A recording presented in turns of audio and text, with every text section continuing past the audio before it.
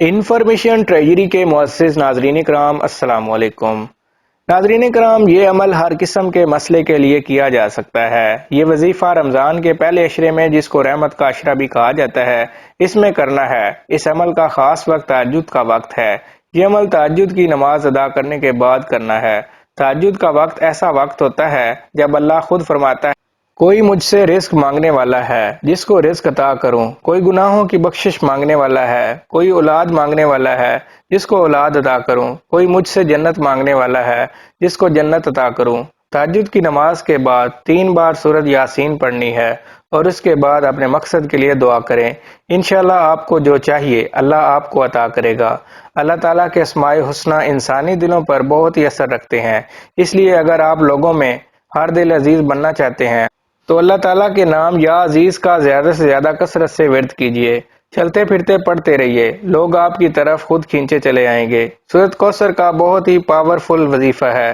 آپ نے یہ وظیفہ صرف 3 دن کرنا ہے۔ ویڈیو میں مزید آگے بڑھنے سے پہلے ویڈیو کو لائک اور چینل کو سبسکرائب کرتے ہوئے بیل آئیکن کو بھی پریس کر دیں۔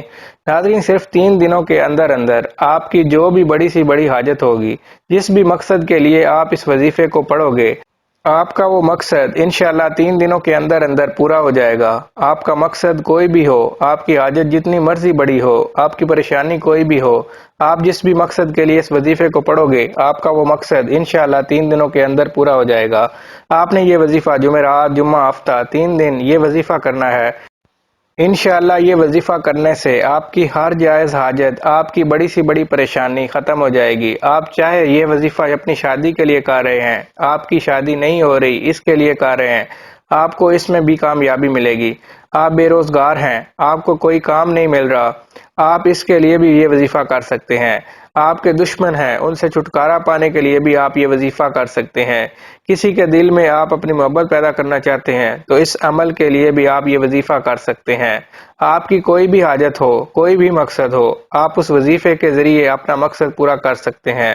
آپ نے صرف 3 دن اس وظیفے کو کرنا ہے اور انشاءاللہ 3 دن کے اندر آپ کا ہر مقصد پورا ہو جائے گا۔ اس وظیفے کو شروع کرنے سے پہلے درود شریف لازمی پڑھیں۔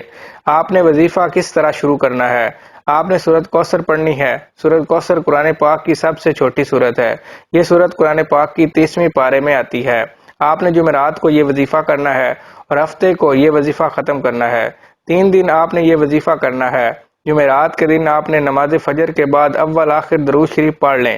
اس کے بعد آپ 129 دفعہ سورۃ کوثر کو پڑھ لیں۔ صبح نماز فجر پڑھ کر اس وظیفے کو کریں، پھر نماز عصر پڑھ کر اس وظیفے کو کریں۔ پہلے اول آ کر درود شریف پڑھ لیں، پھر درمیان میں 129 دفعہ سورۃ کوثر پڑھ لیں، اور اسی طرح ہی آپ نے نماز عشاء کے بعد اسی طرح روٹین سے آپ نے یہ وظیفہ کرنا ہے۔ اسی طرح تینوں دن آپ نے یہ وظیفہ کرنا ہے۔ آپ کی کوئی بھی حاجت ہے، کوئی بھی مقصد ہے، اس کو ذہن میں رکھ کر آپ نے یہ وظیفہ کرنا ہے۔ وظیفہ کرتے وقت پورا دھیان آپ کے وظیفے پر ہونا چاہیے، دل میں کوئی بھی شک نہیں لے کر آنا، پورا دھیان وظیفے پر رکھیں۔ آپ نے یہ وظیفہ کرنا ہے۔ انشاءاللہ اس وظیفے کو کرنے کے بعد آپ کی اللہ سے مانگی ہوئی ہر دعا قبول ہوگی۔ اس وظیفے کو پڑھنے کی ہر بھائی بہن کو اجازت ہے، اس کو پڑھنے کی کسی سے بھی اجازت لینے کی ضرورت نہیں ہے، اور صدقہ جاریہ سمجھ کر اس وظیفے کو لازمی شیئر کریں۔ اس کے علاوہ سورۃ کوثر کو آپ نوٹ پر دم کر کے جیب میں ڈالیں۔ انشاءاللہ اس سے آپ کو غیب